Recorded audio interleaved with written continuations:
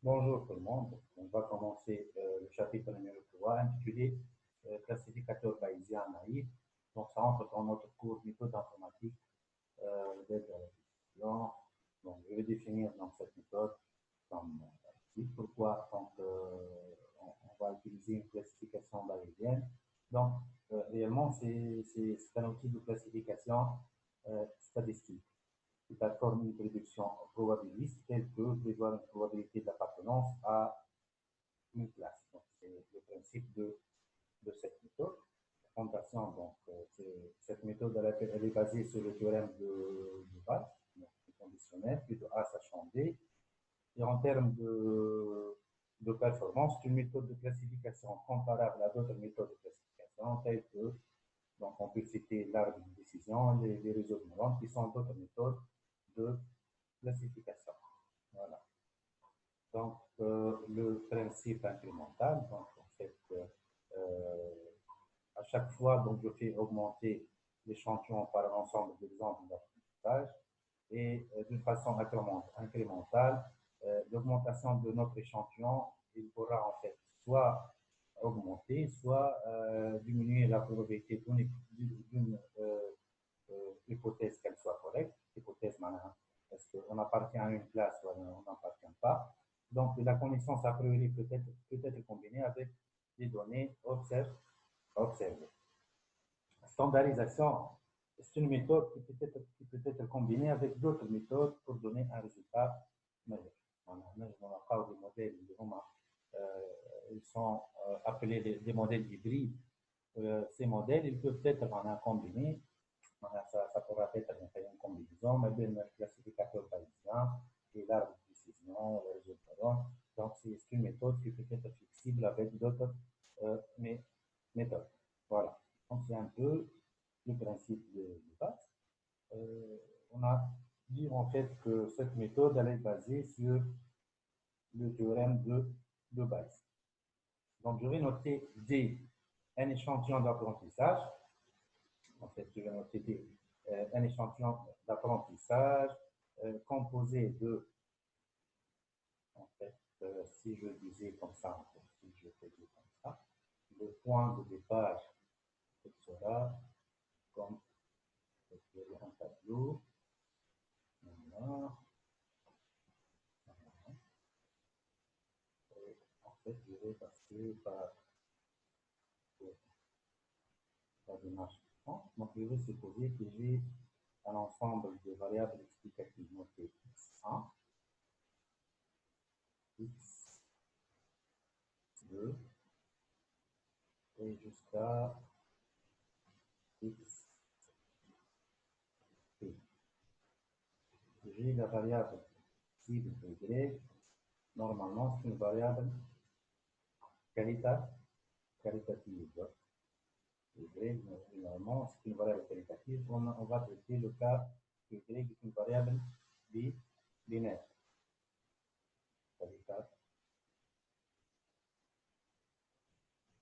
Et si je prenais l'échantillon, en fait, mesuré sur n individus, je vais noter par exemple l'individu numéro 1,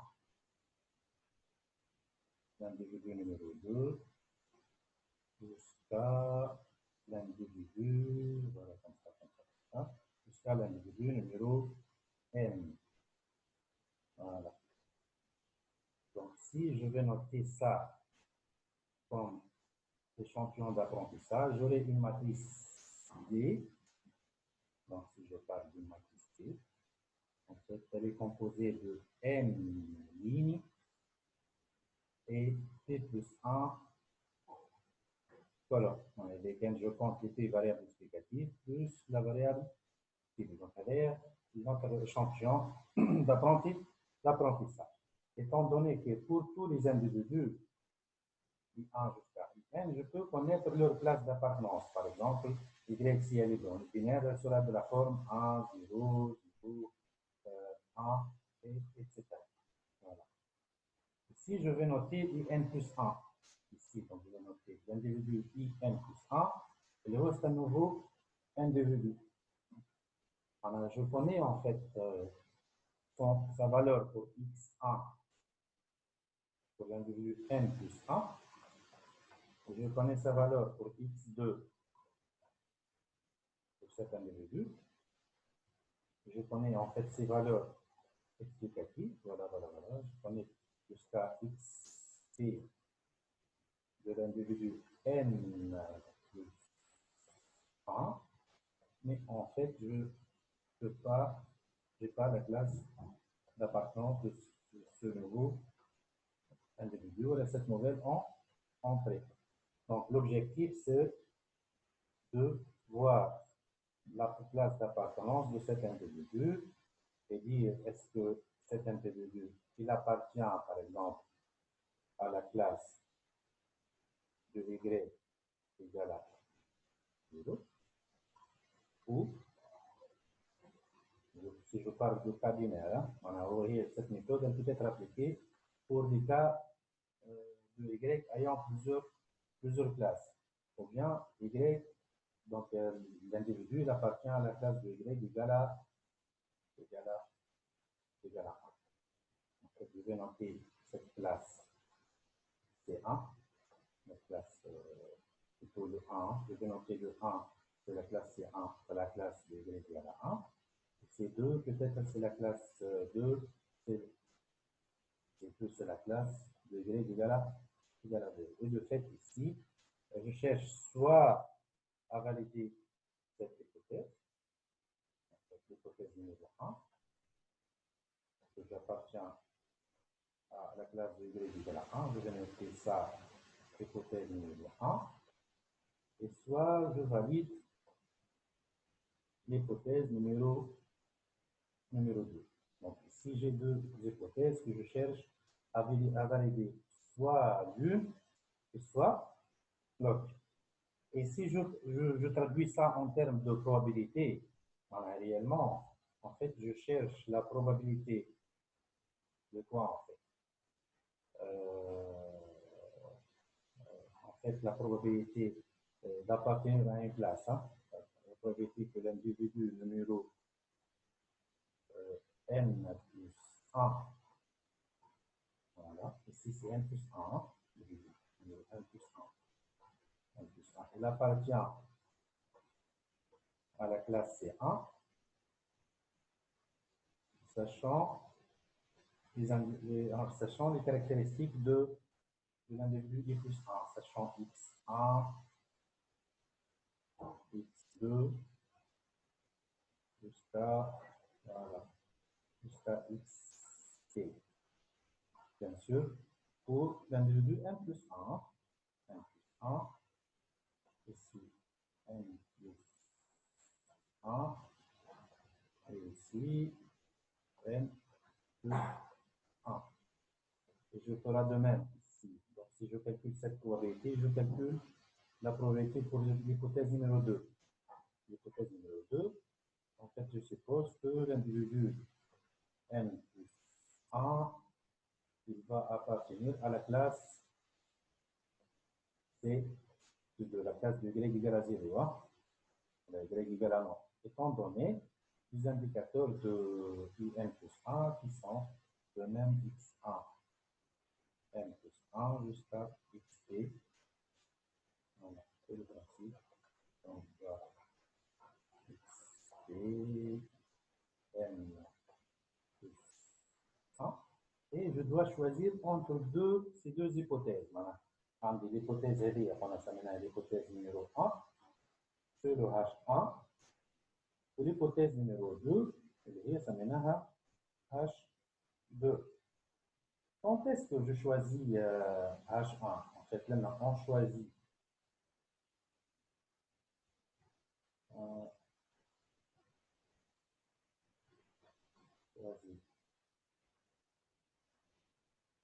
l'hypothèse H1. En fait, si je vais noter ça à grand 1, en termes de probabilité, hein, grand 1, et lesquels je note maintenant avec grand 2, voilà. Donc, dans ce cas-là, pour tel je choisis le H1, pour tel le grand 1, il est supérieur, dans la probabilité d'appartenance à la classe 1, elle est supérieure, maintenant, le grand 1, elle est supérieure, le grand de grand 2. Alors, il suffit de faire la comparaison en termes de probabilité et prendre la décision. Sinon, il كان sinon معناها إذا كان عندي grand temps inférieur معناها probabilité inférieure. إذا كان grand temps هذه inférieur à grand 2 et dans ce cas-là, on choisit H. On choisit H2, l'hypothèse H2. Maintenant, في البرانسيب, on choisit H2.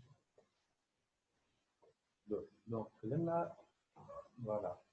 Étant donné H2, juste là, il faut avoir une petite supposition. C'est qu'on suppose.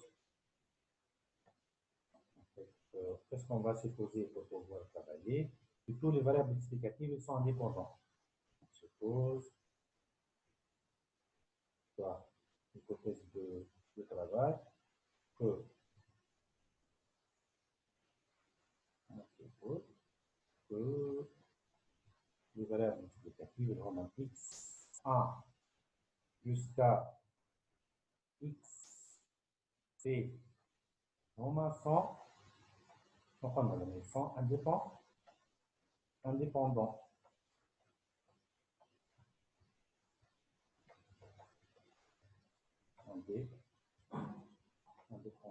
Et du fait, supposer l'indépendance, ça me donne l'hypothèse de probabilité conditionnelle suivante. On a dit qu'elle est réellement, je cherche la probabilité de. En fait, la probabilité de. En fait, la probabilité de x, sachant y. Et c'est la probabilité de x1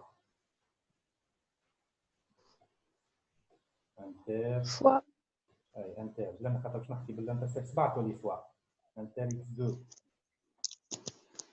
هيك ولا ايه معناتها نقولوا انتر لنا حتى نوصل للانتر اكس سي فهمنا ساشون الاي نتاعك لا كلاس دابارتونونس سي ولا الاي لان باش تولي هي باش تولي البرودوي دو كوا باش تولي كوا ولا le produit de J allant de 1 à n, j'utilise la probabilité d'indépendance. De quoi? De la probabilité de xj. pxi. Voilà, probabilité sachant y. Voilà, donc هذا الباساج اللي عندنا. فهمنا في خاطر احنا on a supposé l'indépendance. L'indépendance, تعطينا البروبابيلتي نتاع لي انترسيكسيون هي البرودوي دي probabilité. تولي كل probabilité وحده دونك هذه تولي جوست ان برودوي. خاطر ريالمون كي نحكي على دو ايفينمون انديبوندون مثلا اللي A و B sont indépendants et quand je cherche à travailler donc je vais عندي P de A inter B مش تعطينا P de A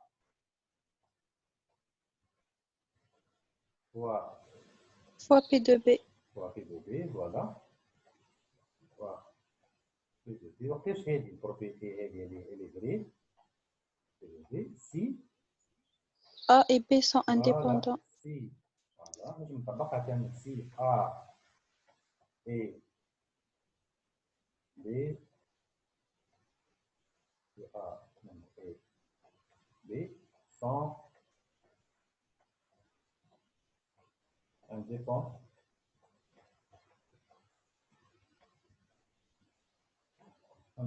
فهمنا طبعا البرانسيب هيك دونك هذا ça synthétise un peu la démarche de la méthode. احنا ديجا خدمنا عليه شويه جوست لنا pour se rappeler un peu.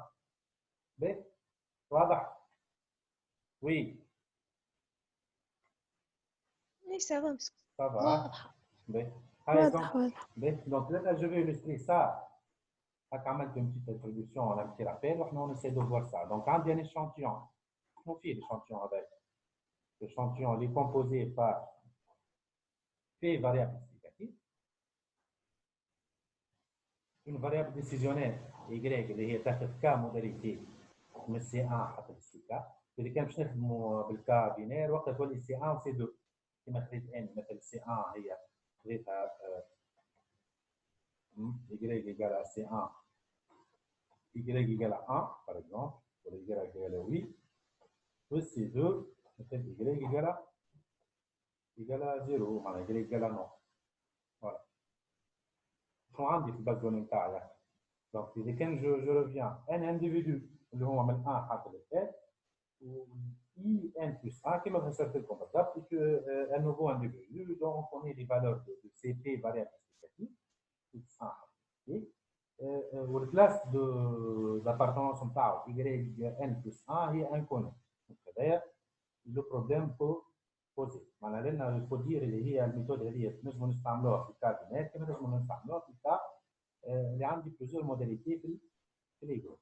Étant donné une base de données d'apprentissage notée, dont on cherche donc la classe C, la probabilité a posteriori d'une hypothèse H, et l'hypothèse H est supposée qu'on va appartenir à une telle classe. Hein. On a deux hypothèses, soit la classe oui, soit la classe non. On a 0, 1. Ce calcul sur la base du théorème de Bayes. Théorème Bayes, donc il est noté comme suit. Donc, je cherche à calculer la probabilité d'appartenance à une classe, étant donné une hypothèse supposée a priori. Donc, là,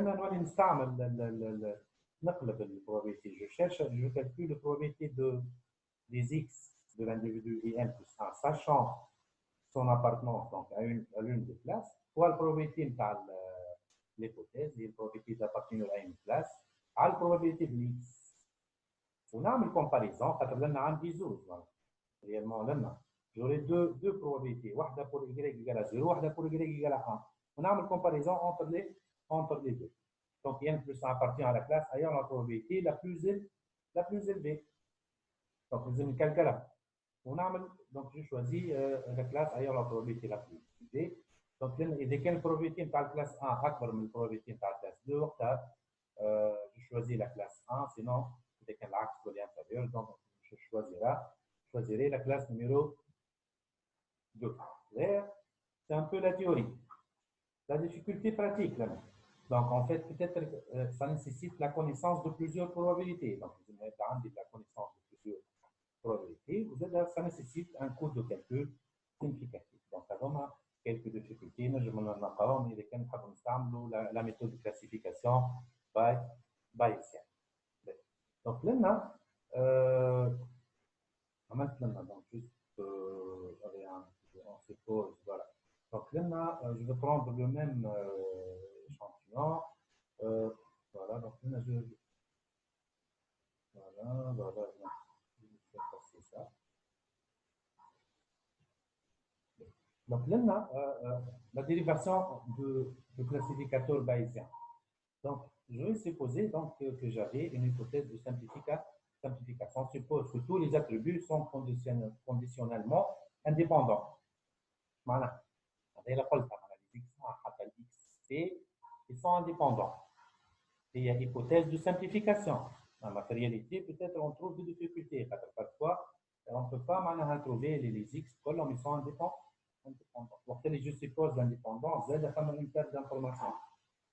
Voilà. Donc, je perds de l'information. Peut-être le résultat il pourra être non représentatif de la réalité. Donc, au point, juste là, et desquels je cherche les probabilités de l'individu qui est plus 1, sachant sa classe d'appartenance, les probabilités de toutes les caractéristiques mesurées sur l'individu n plus 1, donc les probabilités de xk, sachant la classe d'appartenance, c'est J. Donc, ça permet de réduire le coût de calcul. Si x de type continu, on peut supposer la normalité de cette variable de moyenne nulle et d'écart type sigma. Réellement, elle est en train de contexte sur une variable catégorique. Une variable qu'on a une variable mais continue, fait des classes d'appartenance. Une variable discrète ou une variable qualitative. Il y a une variable continue وقتها نولي نطلع البروبابيليتي en utilisant la supposition que xj elle suivait une loi normale. نعمل centrage ou réduction, نطلع البروبابيليتي correspondante à la modalité xj. Voilà. La normalité de cette variable de moyenne mu est écartée. On va essayer de voir un exemple. Comme sur l'exemple à cas continu. Ça reste une supposition. On a la méthode elle peut être intégrée dans le cas continu ou dans le cas discret, voilà, le cas qualitatif. Voilà. Donc, l'avantage, c'est que je peux utiliser plusieurs types de variables. Aussi, dans l'avantage, elle peut classer des problèmes, des Y ayant plusieurs modalités. C'est nicht destiné que pour les types de problèmes binaires. Donc, c'est une méthode standard. Je vais essayer de présenter un petit exemple. Donc, là, j'avais un petit problème. Donc, là, juste essayer juste, je sais pas, la table de choix, il y a 80. Voilà.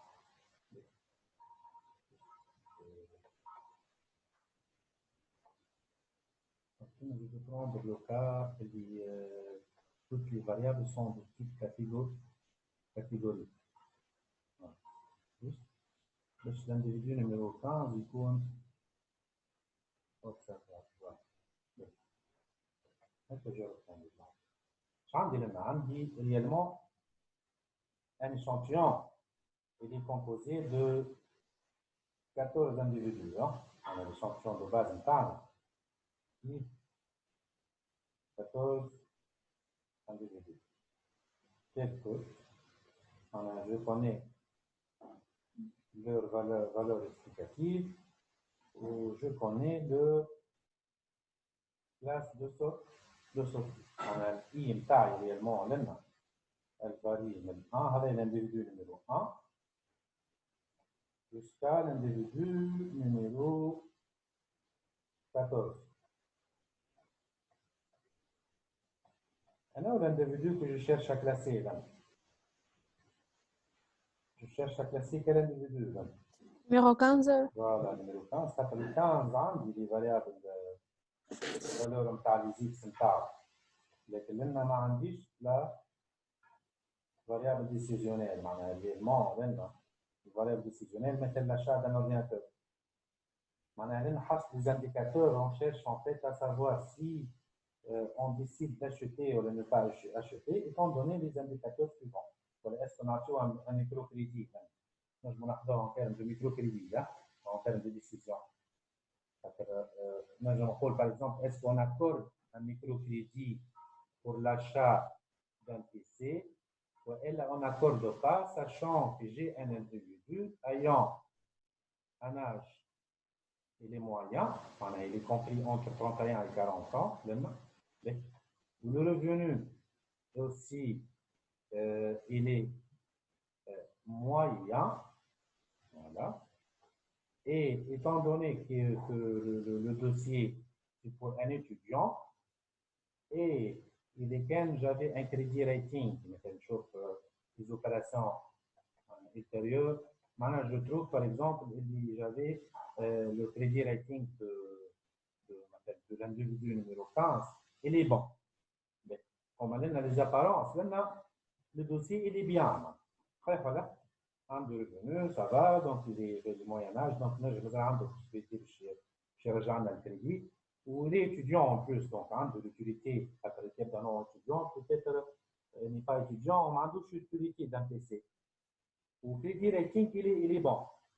Donc ça, on a la tendance, c'est pour quel regroupement?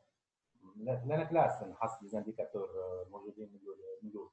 معناها réellement الكلاس نتاعك تكون أقرب اللي هي achat d'un PC, اللي هي oui, on accorde un crédit pour l'achat d'un PC.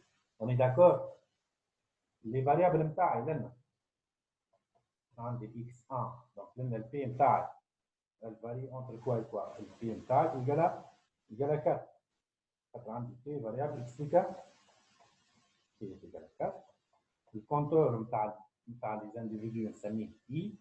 Le compteur les variables نسميه J.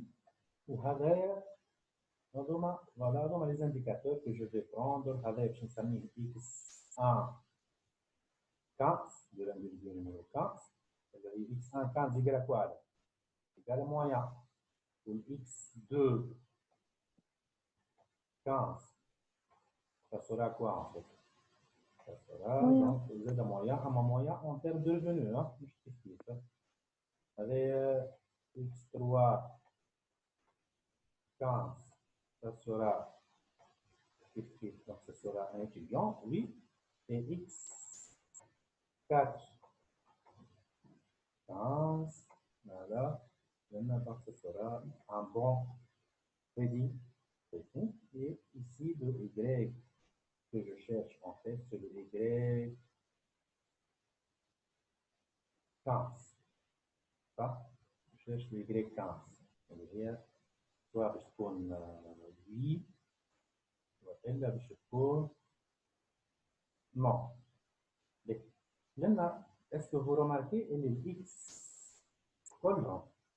التيب نتاعهم شنو هو؟ x1 x2 x3 x4.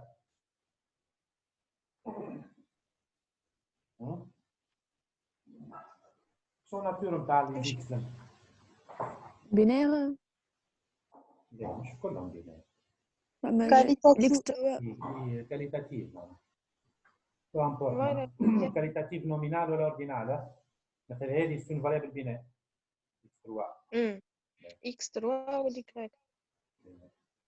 نحكي على الفاريبل اكسبليكاتيف ثواني. هذه زادة نجم نعتبرها من فاريبل بينير بون ولا موفي. زادة تنجم تكون من فاريبل بي.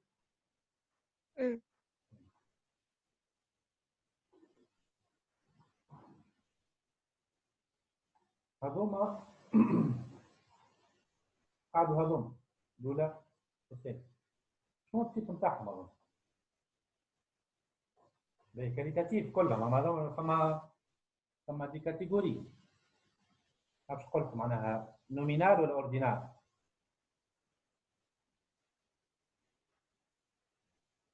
وي نومينال والا او اوردينال. اوردينال نو. علاش اوردينال؟